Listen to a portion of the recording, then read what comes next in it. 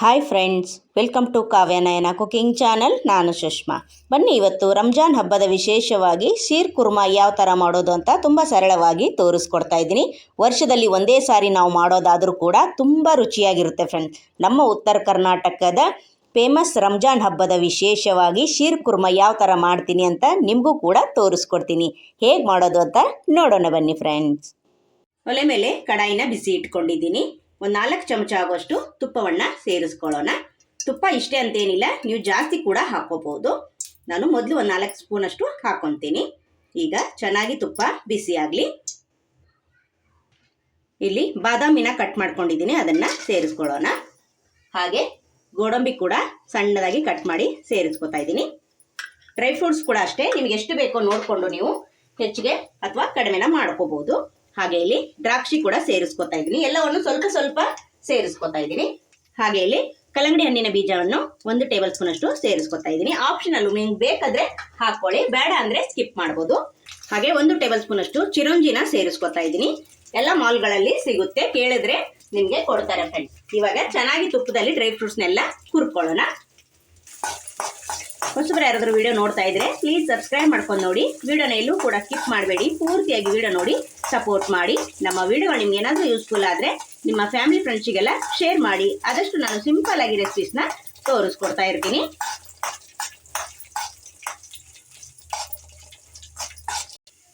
ಇಲ್ಲಿ ಖರ್ಜೂರ ಸಹ ನಾನು ಸಣ್ಣದಾಗಿ ಕಟ್ ಮಾಡಿ ಹಾಕೋತಾ ಇದ್ದೀನಿ. ನೀವು ಇದ್ರ ಬದಲು ಒಣ ಖರ್ಜೂರ ಇದ್ರೂ ಕೂಡ ಅದನ್ನು ಸಹ ಸಣ್ಣದಾಗಿ ಪೀಸ್ಗಳನ್ನು ಮಾಡಿಕೊಂಡು ಕೂಡ ಸೇರಿಸಬಹುದು.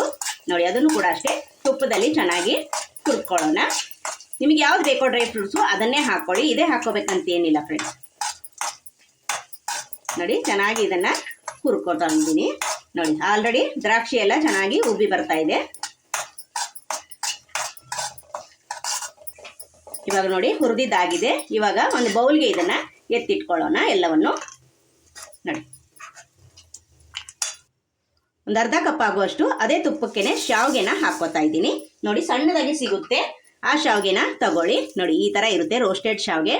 ಆಲ್ರೆಡಿ ಹುರಿದಿದ್ದಿರುತ್ತೆ, ನಾವು ಇನ್ನೊಂದು ಸ್ವಲ್ಪ ಹುರ್ಕೋಬೇಕು. ನೋಡಿ, ಸ್ವಲ್ಪ ಬೆಚ್ಚಗೆ ಮಾಡ್ಕೊಂಡ್ರು ಕೂಡ ಸಾಕಾಗುತ್ತೆ, ಆದರೆ ಸೀದಿಸ್ಕೊಳಕ್ ಹೋಗಬೇಡಿ. ನೋಡಿ, ಇನ್ನೊಂದು ಸ್ವಲ್ಪ ತುಪ್ಪವನ್ನ ಸೇರಿಸ್ಕೊತೀನಿ. ಇನ್ನೊಂದು ಸ್ಪೂನ್ ಆಗುವಷ್ಟು ಹಾಕ್ಕೊತೀನಿ. ನೋಡಿ, ಇವಾಗ ಸ್ವಲ್ಪ ಇದನ್ನ ಹುರ್ಕೊಳ್ಳೋಣ. ರಂಜಾನ್ ಹಬ್ಬದ ವಿಶೇಷವಾಗಿ ಇವತ್ತು ನಾನು ಶೀರ್ ಕುರ್ಮಾ ಮಾಡಿ ತೋರಿಸ್ತಾ ಇದ್ದೀನಿ ಫ್ರೆಂಡ್ಸ್. ಶೀರ್ ಕುರ್ಮಾ ಮಾಡೋದಕ್ಕೆ ಅಂತಾನೆ ಸಪ್ರೇಟ್ ಆಗಿ ಶೇಮಿಯಾ ಸಿಗುತ್ತೆ, ಇದನ್ನ ನೀವು ತಗೊಂಡು ಬರ್ಬೋದು. ದಪ್ಪ ಇರುತ್ತಲ್ವ, ಅದು ಚೆನ್ನಾಗಿರಲ್ಲ. ಇದಕ್ಕಂತಾನೆ ಸಿಹಿಗಂತಾನೆ ಈ ತರ ಶಾವಿಗೆ ಸಿಗುತ್ತೆ, ನೀವು ತಗೊಂಡ್ಬರ್ಬೋದು. ಫುಲ್ಲು ಸಣ್ಣದಾಗಿದ್ರೆ ಅದು ತುಂಬ ಚೆನ್ನಾಗಿರುತ್ತೆ, ಹಾಗೆ ಬೇಗ ಕೂಡ ಬೆಂದೋಗುತ್ತೆ. ನೋಡಿ, ಇದನ್ನ ಡ್ರೈ ರೋಸ್ಟ್ ಮಾಡ್ಕೊಳ್ಳೋಣ. ನೋಡಿ, ಒಂದು 2 ನಿಮಿಷ ಹುರಿದ್ರೆ ಸಾಕಾಗುತ್ತೆ. ಇಷ್ಟು ಕಲರ್ ಚೇಂಜ್ ಆದರೆ ಸಾಕು. ನಾನಿಲ್ಲಿ ಒಂದು ಅರ್ಧ ಲೀಟರ್ ಆಗುವಷ್ಟು ಹಾಲನ್ನು ಸೇರಿಸ್ಕೊತಾ ಇದ್ದೀನಿ. ಹಾಲು ಕೂಡ ಅಷ್ಟೇ, ನಿಮಗೆ ಎಷ್ಟು ಬೇಕೋ ಹೆಚ್ಚು ಕಡಿಮೆ ಮಾಡ್ಕೋಬಹುದು. ನೋಡಿ, ನೀವು ಬೇಕಂದ್ರೆ ಅರ್ಧ ಹಾಲು ಅರ್ಧ ನೀರು ಕೂಡ ಮಿಕ್ಸ್ ಮಾಡ್ಕೋಬಹುದು. ಪೂರ್ತಿಯಾಗಿ ಅರ್ಧ ಲೀಟರ್ ಅಷ್ಟು ಬಳಸಿದ್ದೀನಿ. ಹಾಗೆ ಇಲ್ಲಿ 1 ಕಪ್ ಆಗುವಷ್ಟು ನೀರನ್ನು ಕೂಡ ಸೇರಿಸ್ಕೊತಾ ಇದ್ದೀನಿ. ನೀವು ಬರೀ ಹಾಲಲ್ಲೇ ಮಾಡ್ಕೋಬಹುದು, ಇಲ್ಲ ಅರ್ಧ ಹಾಲು ಅರ್ಧ ನೀರಲ್ಲೂ ಕೂಡ ನೀವು ಮಾಡ್ಕೋಬಹುದು ಫ್ರೆಂಡ್ಸ್. ನೋಡಿ, ಗಟ್ಟಿಯಾಗಿರುತ್ತಲ್ವಾ ಹಾಲು, ಅದಕ್ಕೋಸ್ಕರ 1 ಕಪ್ ಅಷ್ಟು ನೀರನ್ನು ಬಳಸಿದ್ದೀನಿ ಫ್ರೆಂಡ್ಸ್. ಆದಷ್ಟು ಗಟ್ಟಿ ಹಾಲನ್ನೇ ತಗೊಳ್ಳಿ, ತುಂಬ ಚೆನ್ನಾಗಿರುತ್ತೆ.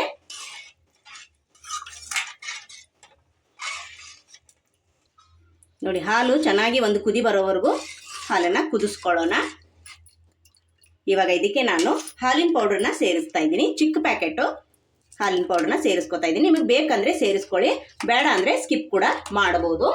ಇದ್ರ ಬದಲು ನೀವು ಕಂಡೆನ್ಸ್ ಮಿಲ್ಕ್ ಇದ್ರೆ ಹಾಕೋಬಹುದು.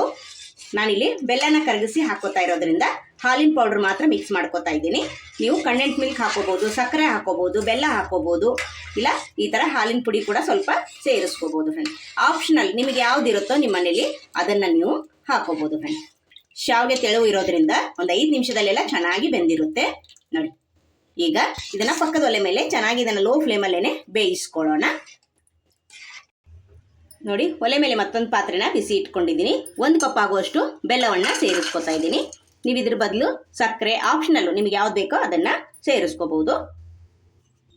ಒಂದು 1/4 ಕಪ್ ಆಗುವಷ್ಟು ನೀರನ್ನು ಸೇರಿಸ್ಕೊಳ್ಳೋಣ, ಜಾಸ್ತಿ ಕೂಡ ಬೇಡ. ಈಗ ಬೆಲ್ಲ ಚೆನ್ನಾಗಿ ಕರಗಿಸ್ಕೊಳ್ಳೋಣ. ಪಾಕ ಏನು ಮಾಡ್ತಾ ಇಲ್ಲ, ಜಸ್ಟ್ ಬೆಲ್ಲ ಕರಗಿಸ್ಕೊಂಡ್ರೆ ಸಾಕಾಗುತ್ತೆ ಫ್ರೆಂಡ್ಸ್. ನೋಡಿ ಬೆಲ್ಲದ ನೀರು ಚೆನ್ನಾಗಿ ಕರಗಿದೆ ನೋಡಿ.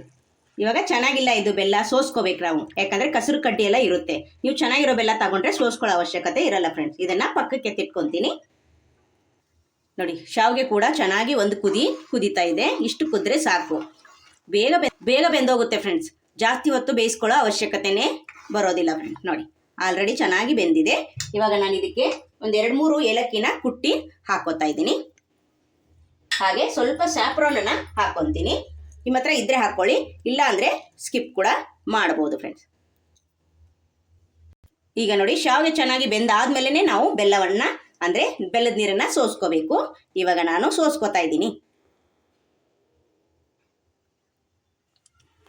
ಸಿಹಿನೂ ಅಷ್ಟೇ, ನಿಮಗೆ ಎಷ್ಟು ಬೇಕೋ ನೋಡಿಕೊಂಡು ನೀವು ಬೆಲ್ಲವನ್ನು ಕರಗಿಸಿ ಹಾಕ್ಕೊಳ್ಳಿ.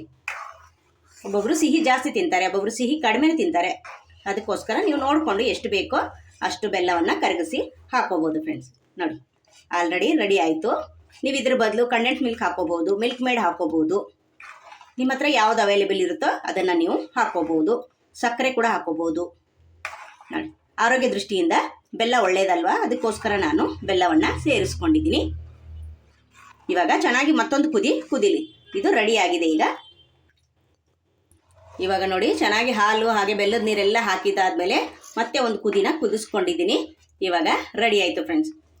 ರಂಜಾನ್ ಹಬ್ಬದ ವಿಶೇಷವಾಗಿ ಶೀರ್ ಕುರ್ಮಾ ಯಾವ ಥರ ಮಾಡೋದಂತ ನೋಡ್ಕೊಂಡ್ರಲ್ಲ. ಮನೆಯಲ್ಲಿರೋ ಸಾಮಗ್ರಿನ ಬಳಸಿ ಸಿಂಪಲ್ ಆಗಿ ಮಾಡಿ ತೋರಿಸಿದ್ದೀನಿ ಫ್ರೆಂಡ್ಸ್. ನೀವು ಒಂದ್ಸಲ ಮಾಡಿ ನೋಡಿ, ನಿಮಗೂ ಕೂಡ ಇಷ್ಟ ಆಗುತ್ತೆ ಫ್ರೆಂಡ್ಸ್. ಹಾಗೆ ಇಲ್ಲಿ ಡ್ರೈ ಫ್ರೂಟ್ಸ್ ಹುರಿದಿಟ್ಕೊಂಡಿದ್ದೀನಲ್ಲ, ಎಲ್ಲವನ್ನು ಸೇರಿಸ್ಕೊಳ್ಳೋಣ. ಆದಷ್ಟು ಡ್ರೈ ಫ್ರೂಟ್ಸ್ ಎಷ್ಟು ಹಾಕ್ತೀರಾ ಅಷ್ಟು ಒಳ್ಳೆಯದು ಫ್ರೆಂಡ್ಸ್. ತುಂಬ ರುಚಿಯಾಗಿ ಬರುತ್ತೆ ಪಾಯಸ.